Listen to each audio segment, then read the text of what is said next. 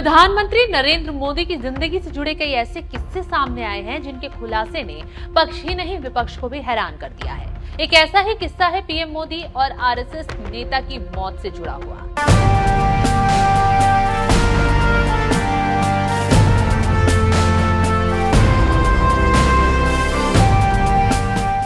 नमस्कार, आप देख रहे हैं एनएमएफ न्यूज में आपके साथ शबनम।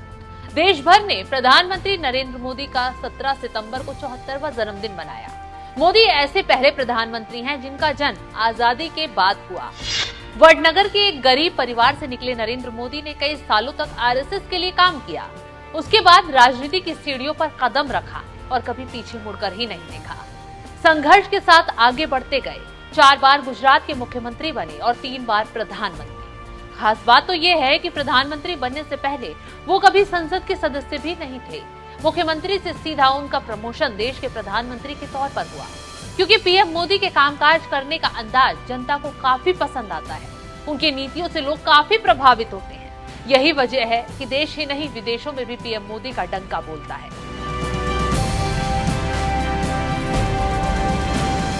यही वजह है कि वो राजनीति में बेहतर मुकाम तक पहुंच चुके हैं। लेकिन पीएम मोदी के दौर से जुड़े कई ऐसे किस्से भी हैं जिनके बारे में बताएंगे तो आप भी हैरान हो जाएंगे। चलिए बताते हैं। दरअसल पीएम मोदी को धैर्य के लिए जाना जाता है। लंबे समय तक उन्होंने आरएसएस में रहकर सेवा की। एक बार वडोदरा में एक संगीत कार्यक्रम था। इस कार्यक्रम में आरएसएस के प्रचारक लक्ष्मण राव ईमानदार भी शामिल हुए थे। ऐसे में कार्यक्रम के बाद नरेंद्र मोदी उन्हें जीप में बैठाकर स्टेशन छोड़ने जा रहे थे। मोदी खुद जीप ड्राइव कर रहे थे। इसी दौरान आरएसएस नेता की तबीयत बिगड़ गई और उन्होंने पीएम मोदी के कंधे पर सिर रखा, जिसके बाद उनकी मौत हो गई। मोदी फिर भी उन्हें संभालते हुए जीप चलाते रहे। पीएम मोदी अक्सर अपनी बातों में लक्ष्मण राव ईमानदार की चर्चा करते नजर आते हैं। अक्सर चर्चा के दौरान मोदी ने उन्हें अपना राजनीतिक गुरु तक बताया। दरअसल 1960 के दशक की शुरुआत में मोदी पहली बार ईमानदार से तब मिले जब वो काफी छोटे थे।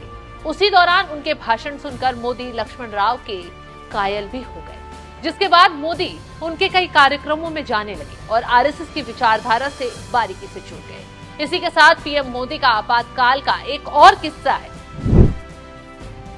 दरअसल नरेंद्र मोदी जब 8 साल के थे तभी आरएसएस के संपर्क में आ गए थे और 17 साल की उम्र में वो आरएसएस के पूर्वकालिक प्रचारक भी बन गए थे। आपातकाल के दौरान वो आरएसएस के नेताओं के साथ खूब सक्रिय रहते थे। इंदिरा गांधी सरकार के खिलाफ खूब आर्टिकल भी लिखा करते थे और उन्हें प्रचार भी किया करते थे, जिस वजह से पुलिस उन्हें गिरफ्तार करने के लिए ढूंढ भी रही। तभी पहचान छुपाने के लिए मोदी को वेशभूषा बदलनी पड़ी और वो सरदार की वेशभूषा में आ गए, क्योंकि पीएम मोदी का जीवन शुरुआत से ही काफी संघर्षों भरा रहा है। फिलहाल जिस तरीके से अभी हमने आपको बताया कि पीएम मोदी और आरएसएस नेता का जो जुड़ाव था, लगाव था, उसे देखते हुए पीएम मोदी अब भी बातें करते हुए भावुक हो जाते हैं। उस पर आपकी राय क्या है, कमेंट कर जरूर बताएं।